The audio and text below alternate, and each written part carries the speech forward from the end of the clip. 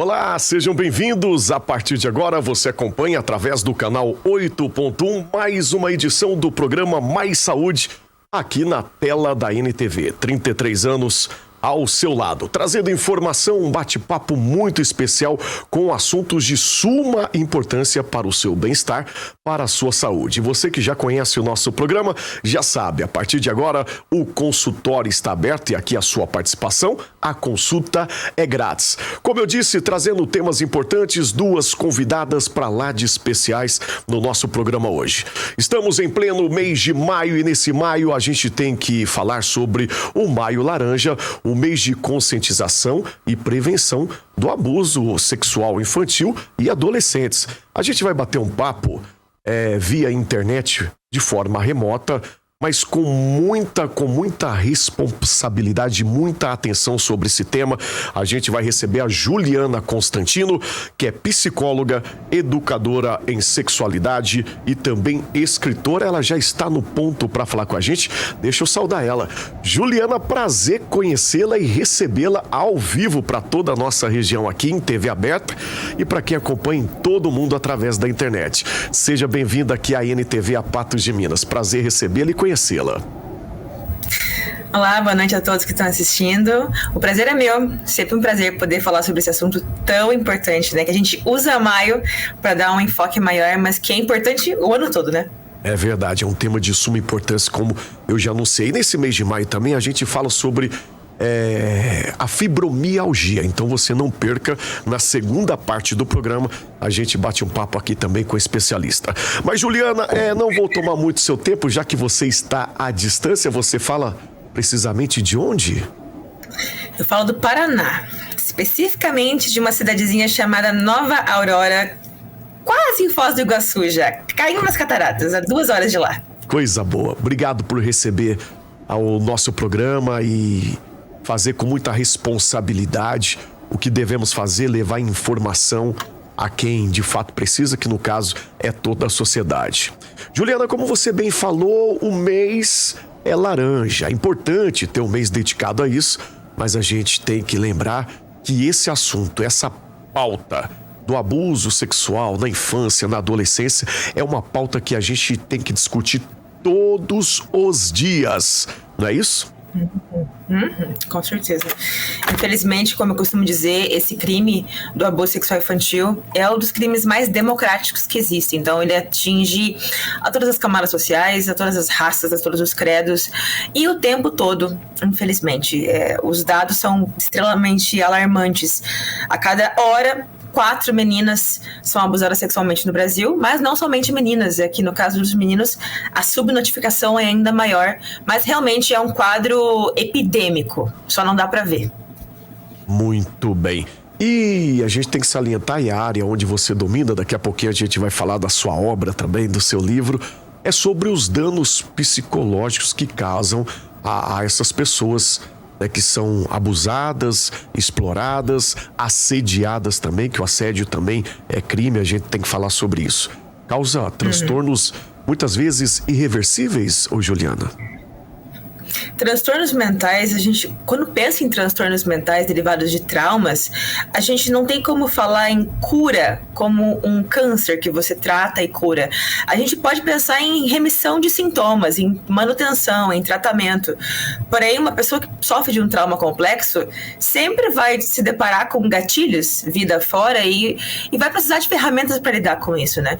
Então, o que acontece na infância e na adolescência não fica na infância e na adolescência, e é por isso que é tão perigoso negligenciar esse tema, já que grande parte dos sintomas mais graves, das sequelas mais graves, vem de uma falta de acolhimento, de falta de validação, de falta de tratamento dessa vítima que já sofreu tanto, né? Então nós temos prejuízos de várias ordens, de ordem sexual, de ordem de interação social mesmo, de qualquer natureza, de ordem mental. Então, sofrer abusos sexuais na infância aumenta a chance de, se você já tem uma predisposição genética, você desenvolver alguns transtornos mentais, como o borderline, por exemplo, que é um transtorno extremamente estigmatizado e difícil de conviver. A pessoa que tem isso sofre muito, porque ela está sempre sempre esperando o próximo golpe, o próximo ataque. Resumindo, de forma bem simplista, é isso.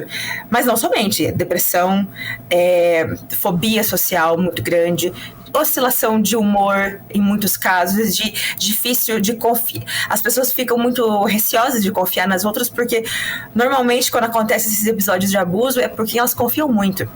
Não é gente estranha, não é gente de fora, ou é da família, ou é de próximo da família. Isso macula a tua capacidade de confiar nas pessoas e os danos disso são imensuráveis, né? E a gente infelizmente vê casos e acompanha casos a nível nacional. Isso está, não importa seja a cidadezinha do interior, a grande cidade, a metrópole, de casos em que o mais próximo sempre é o agressor, é quem ataca, né? Quem tá próximo, realmente. Mas o que eu queria saber é se as pessoas que são assediadas, que passam por esse gravíssimo crime, elas não querem contar, tem medo de explanar, de falar sobre isso. Não contar, não falar, se resguardar, deixar passar. Isso piora tudo isso que você já disse, Juliana?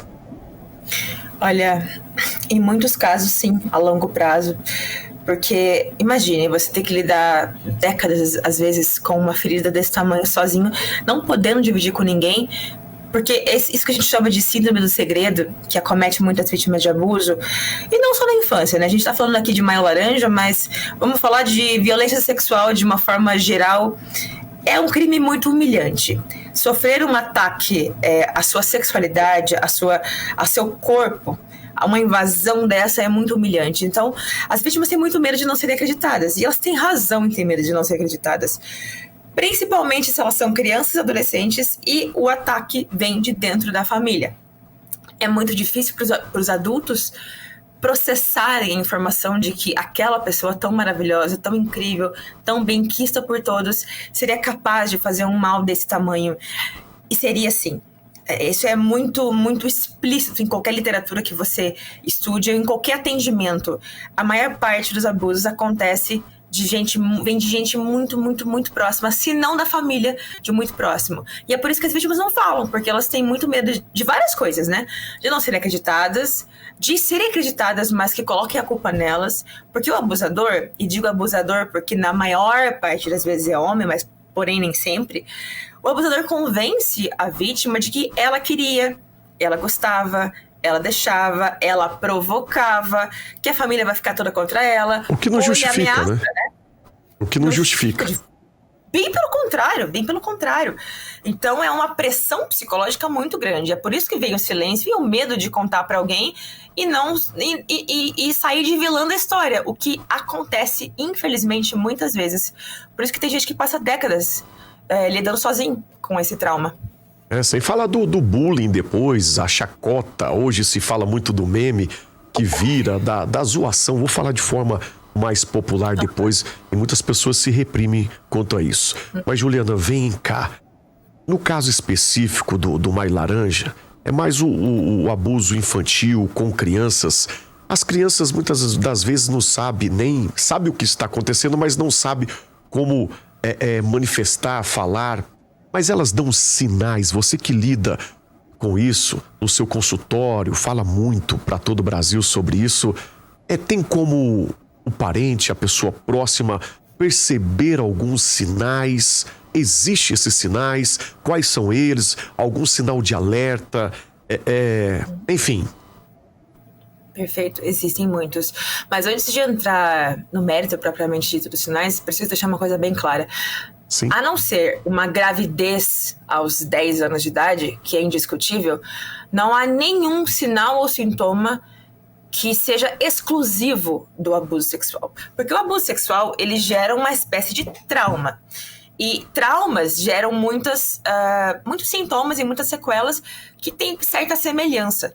Claro que quando a gente pensa em abuso sexual, vai ter algumas situações envolvendo distúrbios, transtornos relacionados à sexualidade que são mais específicos, porém ainda não são exclusivos. Então, muita atenção ao que eu vou falar, considerando o contexto e o amontoado de coisas.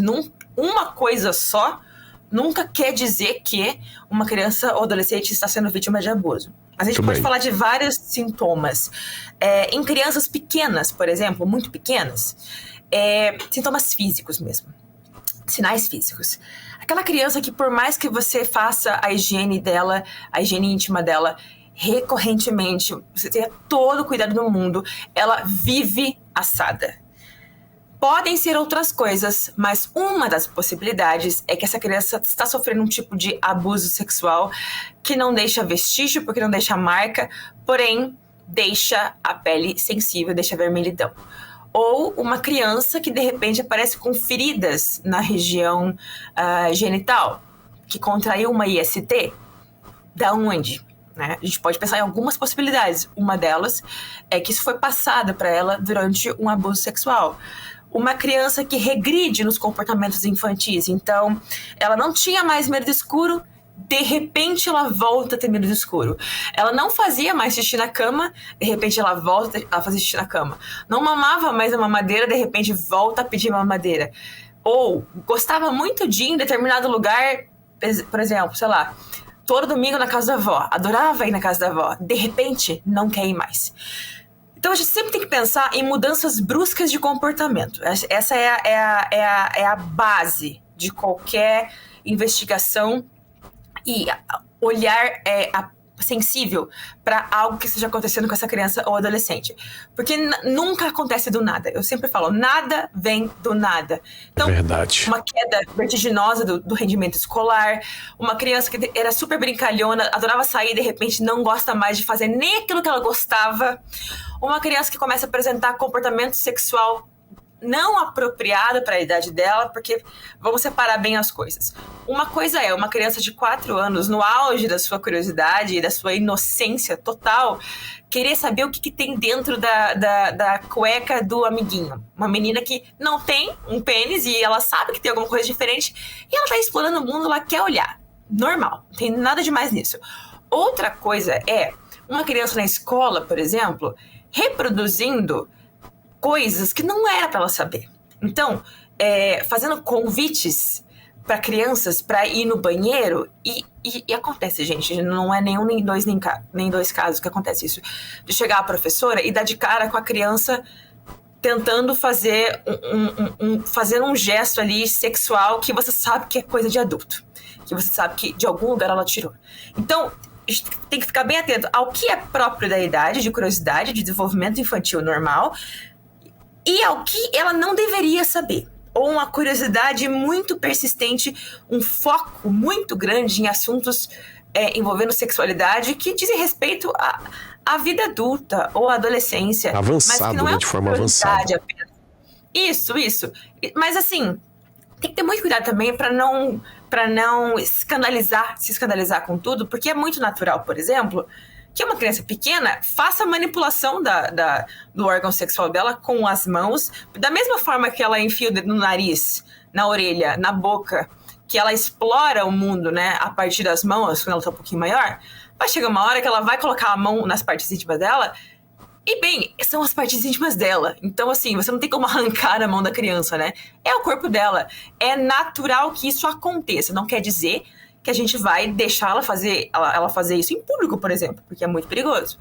Porém, isso é uma coisa. Outra coisa é uma criança que começa a se tocar nas partes íntimas de forma compulsiva, ou algo próximo disso, que deixa de brincar para fazer isso, que faz isso em público, que faz isso na sala de aula, que faz isso em todo o ambiente. Isso costuma ser um sintoma, não apenas, mas também é um sinal de que ela pode estar reproduzindo algo que fazem com ela, entende? Então, tem muitos sintomas que sempre vão para um excesso, né? A criança tinha um padrão de sono, de repente aliás, de alimentação, de repente ela começa a comer demais. É uma forma de tentar, falando de uma forma muito simples, tapar um buraco aí, que é dessa ansiedade que gera passar por uma situação dessa, né? Ou o padrão de sono dela, dormia super bem, de repente agora tem pesadelo, terror noturno, ou ela começa a ter muito medo de pessoas específicas ou com uma aparência específica. Por exemplo, uma coisa que a gente não se questiona, mas que é muito questionável é Papai Noel de shopping. Muitas vezes os adultos esquecem que por trás do Papai Noel de shopping existe uma pessoa de verdade, não é um personagem, né? E não raro, infelizmente, acontece de papais noéis de shopping justamente fazerem isso porque é uma forma de ter acesso muito grande à criança. Essa proximidade, Digamos que uma criança passa por um abuso sutil que ninguém percebe, mas que ela percebe que tem algo errado, com uma situação no shopping com Papai Noel. E de repente ela começa a apresentar uma aversão, um medo de todo homem barbudo com a barba branca. Percebe a relação? Muito bem explicado. Tá muito bem. Que bom. Nem ela pode perceber isso, mas os adultos têm que ficar atentos a esses padrões, essas mudanças. Sempre foi assim, de repente não é mais. Da onde isso, né? Do nada. Nada não é por nada, né? Como você bem falou. Muito, muito nítido, muito bem explicado alguns exemplos. Juliana, eu vou chamar um intervalo, vou pedir para você esperar só um minutinho aí pra gente voltar com esse bate-papo, que eu quero que você fale do seu livro também, e também na volta fala da importância, nesse viés que a gente está terminando o primeiro bloco, da importância da rede de apoio e do acolhimento. E o mais importante, o que fazer com quem passa por isso. Não sai daí não, é rapidinho, o Mais Saúde vai pro nosso intervalo e eu volto já já.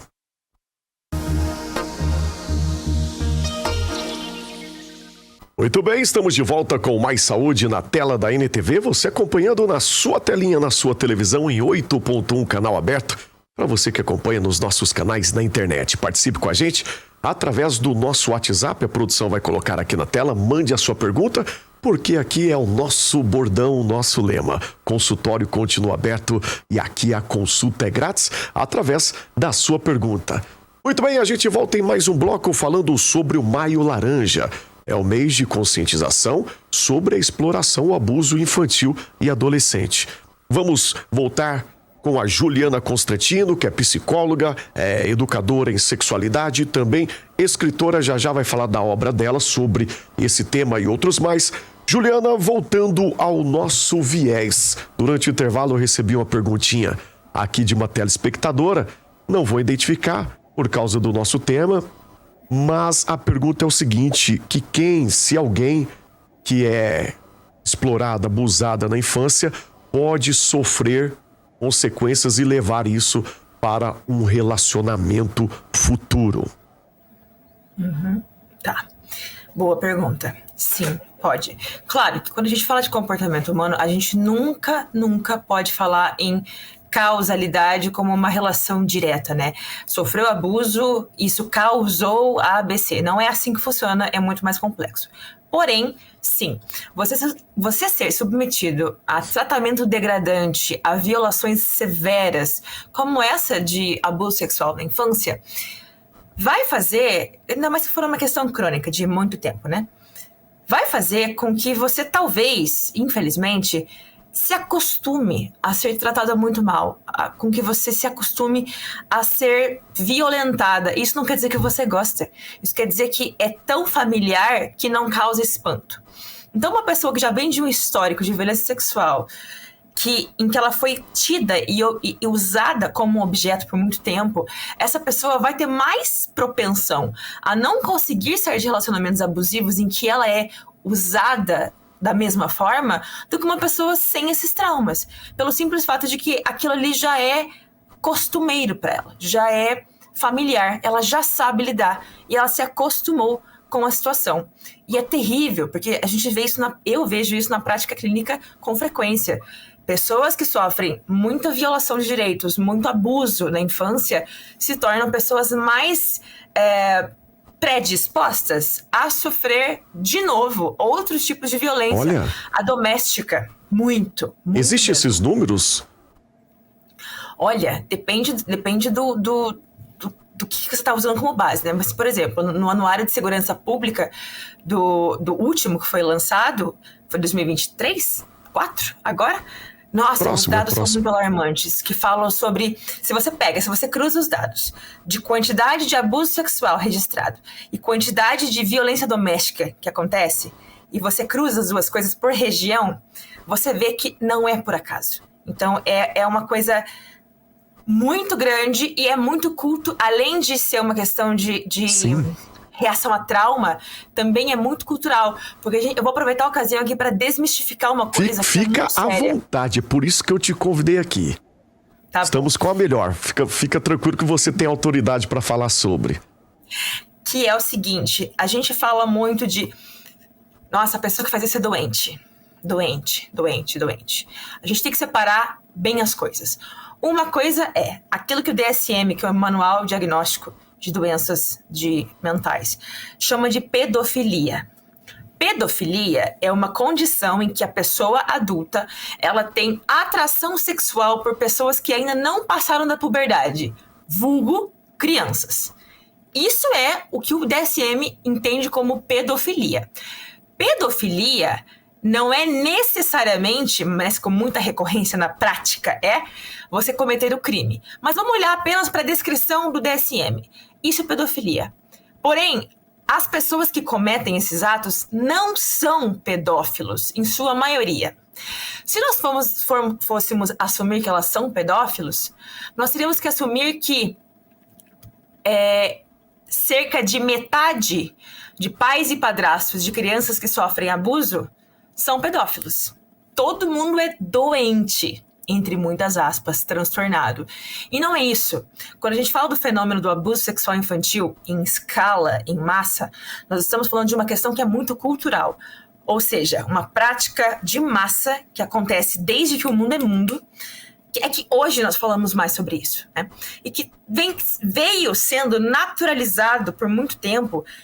E é uma questão de machismo mesmo, assim, eu vou falar disso porque a prevalência é de homens cometendo esse crime. Não é porque todos os homens sejam maus, precisamos dos homens, por favor, para nos ajudar nessa causa, né? Mas é uma questão muito, que sobressai muito aos olhos quando a gente pensa que a maioria esmagadora é homem e que comete isso contra pessoas que estão no seu domínio, na sua guarda, no seu controle. Porque sempre ou a vítima, né? Ou ela é filha, ou ela é enteada, ou ela é sobrinha, ou ela é irmã mais nova, ou ela é neta. Há uma relação de subordinação aí, pelo menos na cabeça dessa pessoa que tá fazendo isso, né? Então, não é que a pessoa é doente, ela tem uma parafilia que faz com que ela se atraia sexualmente. Não é isso que a gente tem na maior parte dos casos. O que a gente tem é relação de poder. É uma pessoa que aprendeu que, pela história de vida dela, pelas coisas que ela foi exposta ao longo da vida dela, que aprendeu que ela podia fazer isso, que ok fazer isso. Inclusive, há locais no Brasil ainda hoje em que se tem uma cultura horrível de iniciar. Ainda existe isso hoje, gente. Muito menos. Mas que se tem uma cultura de iniciar sexualmente as próprias filhas, porque afinal de contas fui eu que fiz. Da mesma forma que ainda temos a cultura de, em outros locais do mundo, não só no Brasil, de iniciar sexualmente os meninos com animais. Também é uma questão cultural. Tão repugnante quanto isso, né? Porque estamos falando de zoofilia, que é outro problemão. Mas só para vocês entenderem... Que tem ligação, né, Juliana?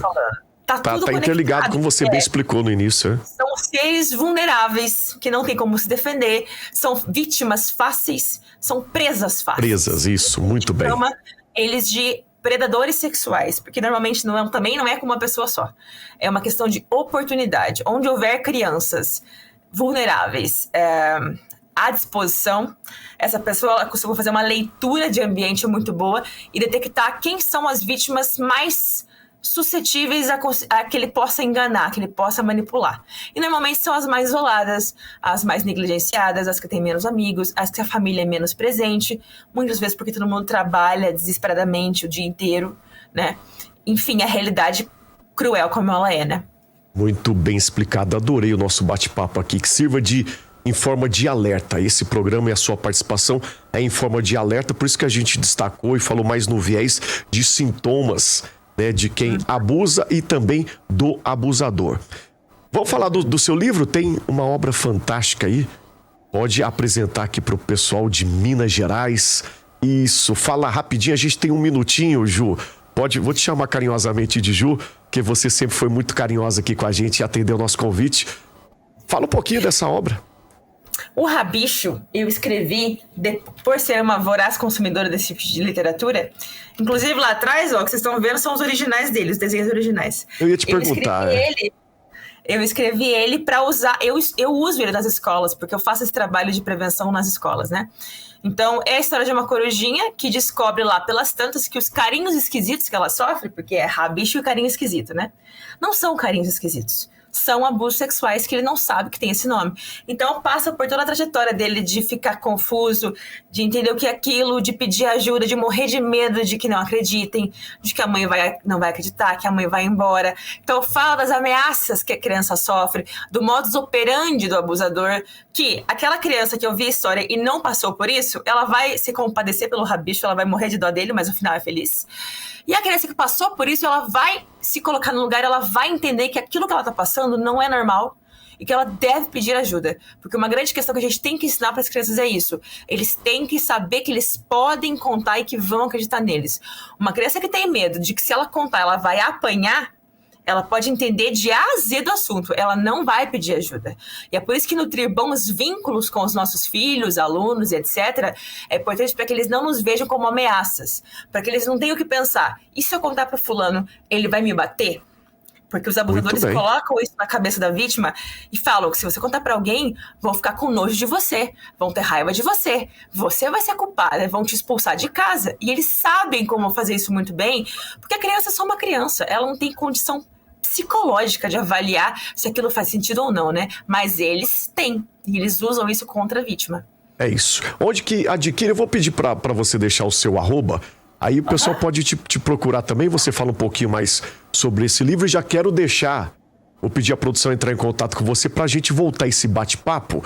Eu vou no próximo bate-papo que a gente vai ter, não conta pro seu pai. Esse hashtag que eu vi no seu perfil. Numa outra ocasião a gente vai falar sobre isso. Obrigado pela participação. Onde te encontra e onde encontra o livro? O livro é comigo mesmo e vocês podem chegar ao livro através do meu Instagram. Então, é o @psijuconstantino, tudo junto. Psi, Ju Constantino, tudo junto. Lá vocês podem mandar mensagem pra mim, que eu faço assim porque fica mais barato, porque eu mando pro Brasil todo. Certinho. Obrigado mais uma vez. Deus te abençoe e te pague. Obrigado Amém. Por essa colaboração para uma sociedade mais digna, justa para todos. Obrigado mesmo, de coração. Muito obrigada. A gente se fala mais vezes, viu? Um abraço. Valeu, é isso. Tchau. Vamos pro nosso intervalo. Daqui a pouquinho a gente vai falar com ela, sempre simpática, a nos atender mais uma vez, a reumatologista Renata Nakarato Máximo, fibromialgia. Quando ela esteve aqui no programa, todo mundo pediu a volta dela e ela já está aqui no estúdio para atender a gente e bater esse papo franco com você. Não sai daí não, Mais Saúde volta já já.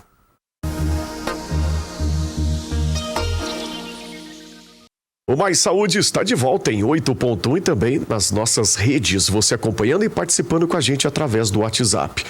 O mês de maio também fala sobre a fibromialgia.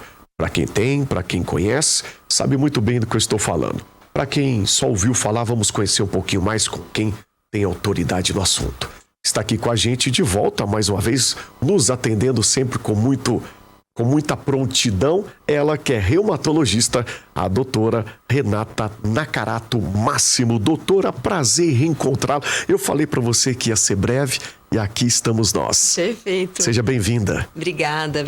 Boa noite a todos. É sempre um prazer estar aqui falando com vocês, esclarecendo um tema que é tão desafiador e que incomoda tanto as pessoas. Complexo, né? Quando a doutora Renata esteve aqui a última vez, falamos rapidinho da fibromialgia e os telespectadores, eu quero saber mais, tal, e de prontidão você nos atendeu. Obrigado mais uma vez. Perfeito. Fibromialgia.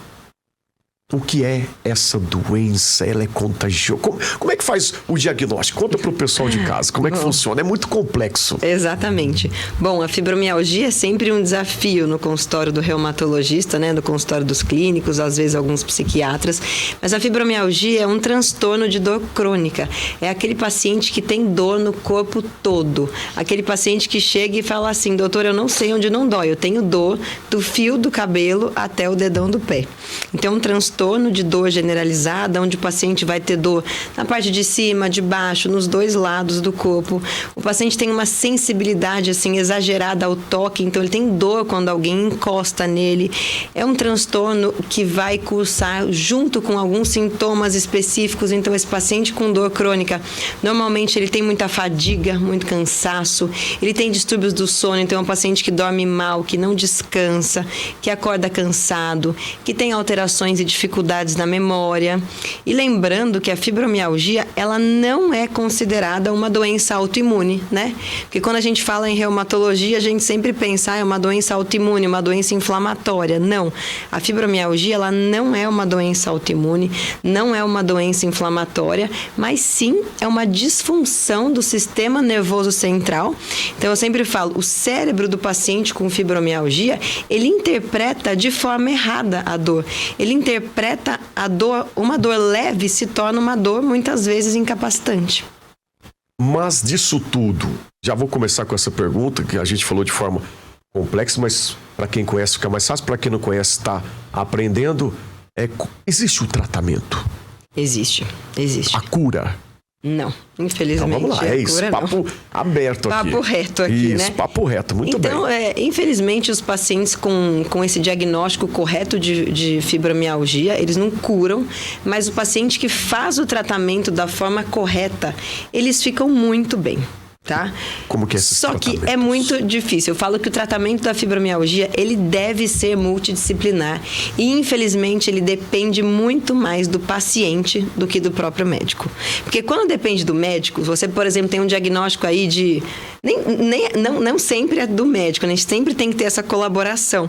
Mas quando a gente tem o tratamento da fibromialgia, a gente tem vários tratamentos medicamentosos, né? Então, o primeiro pilar é o tratamento medicamentoso e a gente vai fazer uso de medicações ansiolíticas e antidepressivas, tá? É a base aí do tratamento. Então, os mais conhecidos, né, que as pessoas conhecem, duloxetina, pregabalina, amitriptilina. Então, esses tratamentos, eles devem ser começados pelo médico, mas o paciente com esse transtorno de dor crônica, ele deve ter um acompanhamento com psicólogo, tá? Para entender o que está acontecendo, o que está levando ele a ter aquelas dores, o que está piorando as dores, tentar um tratamento aí em conjunto da ansiedade, da depressão. Mas o principal pilar do paciente com fibromialgia é a atividade física. É a atividade física. E assim, se o paciente não fizer atividade física, esquece. E o paciente... Esse é o pilar, um dos pilares principal. Exato. E o que o paciente quer hoje? Deixa em movimento, é mais ou menos por aí? Exato, precisa. A gente sabe que a atividade física diminui os níveis de dor, diminui a ansiedade, melhora o humor do paciente. E, infelizmente, é a parte mais difícil, né? Porque hoje as pessoas, você sabe, David, você está entrevistando gente aqui o dia todo, mas as pessoas querem milagre, né? Então as pessoas querem ir no consultório e que eu dê uma medicação maravilhosa e amanhã ela acorde sem dor nenhuma. Isso não acontece. Então, eu preciso que o paciente tome as medicações direitinho. Lembrando que esses medicamentos, eles não agem de hoje para amanhã. Eles demoram. Como eu falei no começo, o cérebro desse paciente, ele tem uma percepção exagerada da dor. Então, eu preciso modular o sistema nervoso central, e eu consigo fazer isso com antidepressivos, ansiolíticos, para que esse paciente comece a perceber a dor de uma forma normal. Não exagerada, igual é o paciente com fibromialgia. Não de forma desesperada também, isso. Não, é uma dor desesperadora. Eles ficam desesperados, dói tudo, nada tá bom. Ô, doutora, aí a gente percebe, eu estava conversando essa semana com uma colega que ela tem a fibromialgia e ela disse da dificuldade do diagnóstico. Exato. Que rodou, passou por várias especialidades, mas quem diagnosticou de fato a fibromialgia foi o reumatologista. Ah, que bacana. Realmente isso acontece muito, né? A fibromialgia, por ser uma síndrome clínica, ela é não existe um exame específico. Então, eu não vou fazer, por exemplo, no lúpus, eu vou fazer um exame de sangue, eu vou ver algumas alterações. A fibromialgia, não existe um exame específico. Eu não vou fazer uma ressonância que vai vir lá escrito fibromialgia. Então, muitas vezes a fibromialgia ela é um diagnóstico de exclusão. Eu tenho que excluir outras causas que vão levar o paciente a ter dor crônica para eu conseguir chegar num diagnóstico de fibromialgia. O paciente tem que ter dor no corpo todo há mais de 3 meses. Esses sintomas de fadiga, né? Esse cansaço, sono não reparador, dificuldade de concentração e memória, ansiedade, depressão, são coisas que vêm muito juntas com a fibromialgia. São vários, é um grupo de situações e de diagnósticos. E o principal, né? Para chegar em um. Para eu poder excluir essas outras coisas, e eu até acho que comentei aqui aquele dia que a gente estava falando do lúpus, né? Que perguntaram da fibromialgia. Foi, realmente. O que eu acho mais difícil em relação à fibromialgia é... Muitas doenças, né, inflamatórias causam dor crônica. E muitas vezes a fibromialgia, ela vem junto com uma doença reumatológica. Essas doenças reumatológicas que causam inflamação nas articulações, elas dão muita dor. Aí esse paciente acaba ficando o quê? Ansioso. Ninguém gosta de ter dor. O paciente acorda no meio da noite, então essas doenças elas pioram o sono do paciente. Isso vai fazendo com que o paciente tenha uma dor crônica. Então, às vezes, o paciente tem mais de uma coisa, não é só fibromialgia. E aí que eu vejo que muitos pacientes não melhoram porque não tem o diagnóstico certo. Entendeu? Então, tamanha complexidade que muito difícil. Eu acho assim... Verdade. Muito difícil a gente bater na tecla que o paciente é fibromiálgico. E muitos diagnósticos são dados assim. Não sei o que esse paciente tem, ele vem toda hora aqui no consultório reclamando de dor, então eu vou falar que ele tem fibromialgia. E depois de já ter tomado vários remédios, passado em várias especialidades, até chegar no reumatologista de fato, que consegue com mais precisão diagnóstica, já está com outros, em outro nível já. Tá aqui, ó, esse é um assunto que a gente tem, já vou falar aqui com a direção, a gente tem que trazer outras vezes, falar sobre fibromialgia, que a cada vez que passa, mais diagnósticos tem aumentado o número, né, doutora? Sim, com certeza. Olha aqui, nosso telespectador, qual a causa da fibromialgia? São várias perguntas chegando aqui, o pessoal parabenizando o nosso programa pelo tema. É isso. A causa específica não existe, né? Exato, o David já está ficando expert em reumatologia. Não existe uma causa, né? Mas quando a gente conversa, isso é real. Quando a gente conversa com esse paciente fibromiálgico, muitas vezes a gente consegue identificar um fator de estresse importante ali. Uma perda, então um desgaste emocional, uma separação, uma perda de um ente querido, um filho.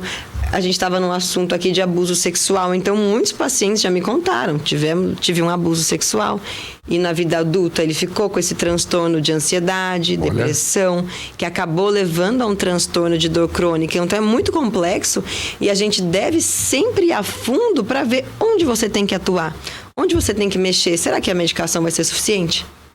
Não vai, a gente tem que... um trabalho com o psicólogo vai contribuir mais Com certeza. No tratamento, como já falou, não tem a cura, mas existe o tratamento. Exato, e a gente tem que conversar. E que bom que existe, né?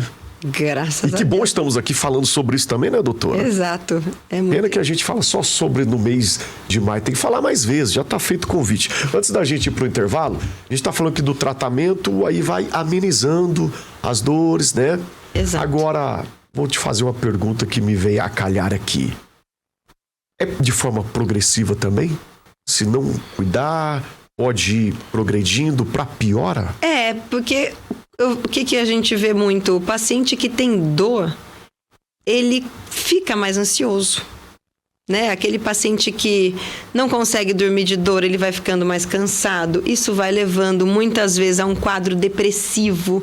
O paciente vai agravando. Na verdade, como não é uma doença inflamatória, ela não vai agravando de fato, não vai tendo lesão na articulação. Isso não acontece na fibromialgia. Mas o problema é que quanto mais tempo eu demoro para controlar uma dor, uma ansiedade, mais difícil isso se torna, né? Mas não é uma doença inflamatória. Não é igual às outras que a gente comenta aqui. Se eu não tratar a tempo, vai desgastar a articulação, vai causar uma anemia grave, vai causar um problema no rim. Uma amputação, nada disso. Isso, não. O paciente não vai ter. Mas ele fica tão mal, né, emocionalmente, na maioria das vezes, que fica muito mais difícil controlar uma depressão grave, uma ansiedade que é grave, muito falou tudo, doutora, grave. Né?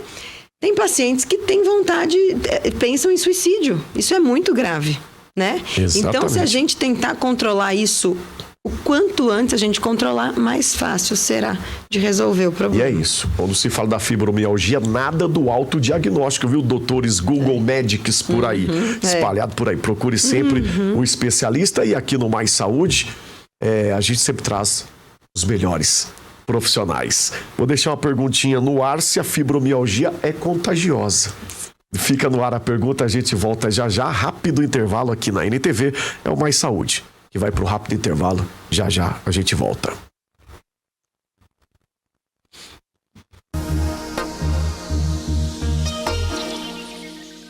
Muito bem, de volta aqui na NTV, 33 anos, conteúdo que faz história. Muito bem, Mais Saúde de hoje falando sobre fibromialgia, nesse mês que tem essa bandeira, mas é um assunto, uma doença crônica que a gente tem que falar seriamente e diretamente com você. Doutora Renata Nakarato, Máximo Nakarato está aqui com a gente para tirar as suas dúvidas. Então aproveita esse último bloco para você mandar a sua pergunta através do nosso WhatsApp. Ficou no ar.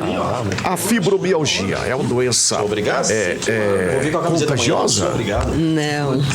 Pode encostar, pode abraçar, pode beijar, que não é contagioso, tá? Não tem perigo, mas lembrando que quem tem na família tem muito mais chance de ter nos parentes de primeiro grau. Então a gente vê famílias... Hereditário. Tem uma característica. Então, acho que se eu não me engano, são 18 vezes mais chance de ter na família. Então a gente vê muita, tipo, mãe... filha, irmãs, famílias aí com esse diagnóstico de fibromialgia. Mas o que a gente vê muito associado nesses casos é a característica de serem pessoas muito ansiosas. A gente sabe que está envolvido na fibromialgia... A ansiedade. 70% a 90% dos pacientes com fibromialgia são pacientes com ansiedade. 30% com depressão, ou seja, eu falo que é uma doença do reumatologista, mas que a gente precisa muitas vezes da ajudinha do psicólogo, do psiquiatra, né? Isso faz toda a diferença no nosso tratamento. Mitos e verdades e a doutora responde. Essa parte eu adoro. A doutora Renata já faz parte aqui da nossa programação, do nosso programa. A doutora Renata responde, mitos e verdade. A fibromialgia é uma doença que afeta apenas as mulheres? Não, ela não afeta apenas as mulheres, mas a maioria das pacientes com fibromialgia realmente são mulheres. A fibromialgia é causada por uma lesão ou trauma? Não. A fibromialgia é um transtorno, né, de percepção do nosso sistema nervoso central à dor. Então, falando mais facilmente, é o cérebro do paciente que interpreta de forma errada a dor. Não tem machucado, não tem inflamação, não tem nada disso. Então, aquele paciente com fibromialgia que faz exame de imagem, então faz ultrassom, tá com bursite, tendinite, artrite, peraí. Seu caso não é fibromialgia. Pode até ser que você tenha fibromialgia, mas você deve investigar, porque provavelmente você pode ter uma coisinha a mais aí. Muito bem, tá chegando muitas perguntas aqui. Quando a doutora Renata vem aqui, a gente fica abismado Eufórico, com tamanha né? participação. Que bom. Tô achando que a gente pode contratar a doutora que pelo menos uma vez por mês para ela vir falar sobre a sua especialidade. Hoje, fibromialgia, a gente gasta muitos programas para falar sobre. Vamos voltar outras vezes, que eu acho que não vai dar tempo, não. Enquanto eu vou analisar aqui a pergunta, olha o tamanho da pergunta, mas fica à vontade. Deus, você de casa, caso clínico. manda a sua pergunta aqui, que a gente vai passar para a doutora Renata. Se não der tempo, a gente passa depois. Ela vai deixar o contato dela para vocês procurarem também. Aqui está a pergunta. A fibromialgia é causada por falta de exercício? Não, a fibromialgia ela não é causada, né, por falta de exercício, mas o pilar principal, se eu pudesse dar um recado para vocês, dar uma dica para vocês, façam atividade física. Claro que tem algumas que são mais indicadas, né? Então, a musculação, tai chi, natação. Mas o que eu falo? Não adianta eu falar para o paciente, não, você tem que fazer natação. O paciente detesta a água. Você tem que fazer alguma coisa que você goste e que você tenha constância. Então, você precisa se exercitar de 2 a 3 vezes na semana, pelo menos. Tá aqui, ó. Já aproveita, então, vamos responder a pergunta aqui da Daniela. Meu nome é Daniela, obrigado. Daniela, obrigado pela participação. O programa é para isso mesmo, consulta aqui é grátis. Boa noite, qual exercício pode ser indicado para quem tem fibromialgia? Falando específico em exercício, tem algum exercício indicado? É o que mais gosta? Não, eu falo que não é o que mais gosta, mas é interessante que o paciente gosta, porque esse paciente já tem muitas dores, já sofre. Aí se eu falar para ele fazer uma coisa que ele detesta, ele não vai fazer. Mas né? Se você não gosta também, faça alguma coisa. Faça, exato.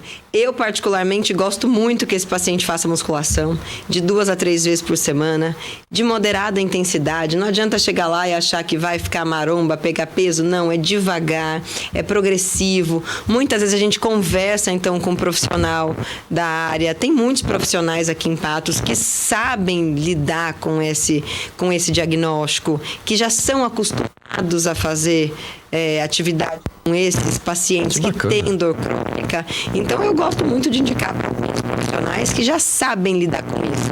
Que legal. Para que não tenha... Mas a dica, faça alguma coisa. Faça alguma coisa que você goste. Os exercícios aeróbicos também são muito recomendados. Se você gosta de luta, se você gosta de dançar, se você gosta de fazer um spinning, Movimente-se. Movimente-se. É isso. Programa Mais Saúde. Parabéns, doutora Renata. Pessoa linda, porque tem admiração. Manda, então, um abraço carinhoso. Tá te mandando desde 2017. Deixa eu ver aqui o nome dela. Elza Borges. Obrigado. Claro. Um beijo. O pessoal tá mandando áudio aqui. Áudio não tem como a gente ouvir, mas tem um caso aqui que eu vou fazer essa pergunta agora, que falta só 2 minutos. Na verdade, eu vou passar essa situação. É aquele caso que eu te mostrei. David, pergunta à doutora, a nossa telespectadora está permitindo aqui, o que fazer para... Olha, esse é um depoimento. Pergunte à doutora o que fazer para melhorar. Eu trato há muitos anos, mas não melhora.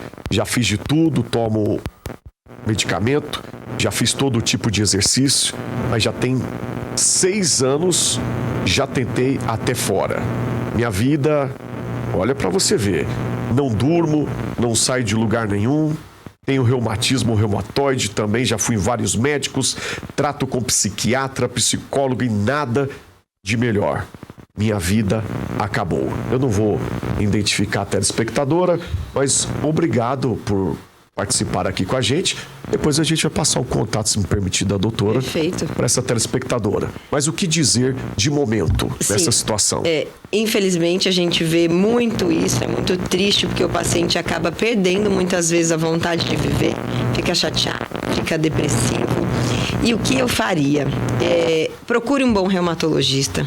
Faça uma investigação mais detalhada para ver o que realmente você tem. Será que é só essa fibromialgia que está te deixando dessa forma? Será que você não tem? Você falou aí que tem alguma doença reumatoide, uma artrite reumatoide, por exemplo. Hoje temos diversos medicamentos para artrite reumatoide. Será que é artrite reumatoide mesmo? Tem inflamação? Será que não está na hora de tentar um outro tipo de medicação? Será que você não está tendo falha a essas medicações que você está usando? Está usando medicação adequada, na dose correta? Está tentando melhorar o sono? Está se alimentando da melhor forma? Está se exercitando? É um conjunto de coisas que a gente deve parar, reavaliar. Eu sempre falo, o tratamento, quando não está dando certo, a gente tem que parar e reavaliar. Porque Muito existem... bem. Erros diagnósticos. A gente pode errar, eu posso errar. Eu posso achar hoje que o paciente... Eu já tive pacientes que eu achava que era só fibromialgia e as coisas não andavam tão bem. Eu parei, revi o caso, refizemos alguns exames e a gente fez um diagnóstico de espondilite, de artrite psoriásica. Olha e aí? isso, valeu pela dica, muito bem. Depois a gente vai deixar o contato, já nosso tempo acabou. Mas a última pergunta, boa noite, doutora Renata. Fibromialgia dói até o pescoço? Dói tudo. Dói do fio do cabelo ao dedão do pé. São muitas perguntas aqui, doutora. Mas dói tudo. E o nosso tempo é curtinho. Eu quero te agradecer mais uma vez. Meu coração fica cheio de alegria quando a doutora vem aqui, porque desde o contato a gente é bem recebido com a sua assessoria. Leve mais uma vez o meu abraço e quero te encontrar mais vezes por aqui. Para fechar, para tranquilizar, se puder tranquilizar. Na verdade, como a doutora sempre fez... Pode ter uma vida normal quem tem fibromialgia? Sim. A gente, então, né, fazendo todas essas mudanças e tendo disciplina, né, na nossa vida e nesses tratamentos de doenças crônicas, a gente precisa ter disciplina, porque se a gente não fizer todos os dias a mesma coisa, a dor volta. Então, tenham disciplina, consultem um bom reumatologista que você terá sucesso aí no seu tratamento de fibromialgia. Nesse caso, eu fecho e pego o embalo da sua resposta. Aonde encontra a melhor a doutora Renata Nakarato Máximo? Onde que te encontra? Hoje vocês me encontram na Clínica Máximo, na rua Marechal Deodoro, 264, ali no Sobradinho. E meu @, é doutora Renata Nakarato Máximo, esse é meu Instagram. Por lá você pode clicar no link que você já vai falar direto com a Valéria e com a Nathalie. E a gente tá aí. Estamos prontas para te receber no consultório. E é isso, que Deus te abençoe. Muito obrigado pelos ensinamentos, viu, doutora? Amém. De verdade. Obrigada. A gente aprende muito, o pessoal de casa também, que é o nosso consumidor final. Que bom. Obrigado. Feliz. Uma boa noite a todos. É muito bom. Muito obrigada. É isso, a você de casa, obrigado pelo carinho, pela enorme audiência. Te cuida e até o próximo programa.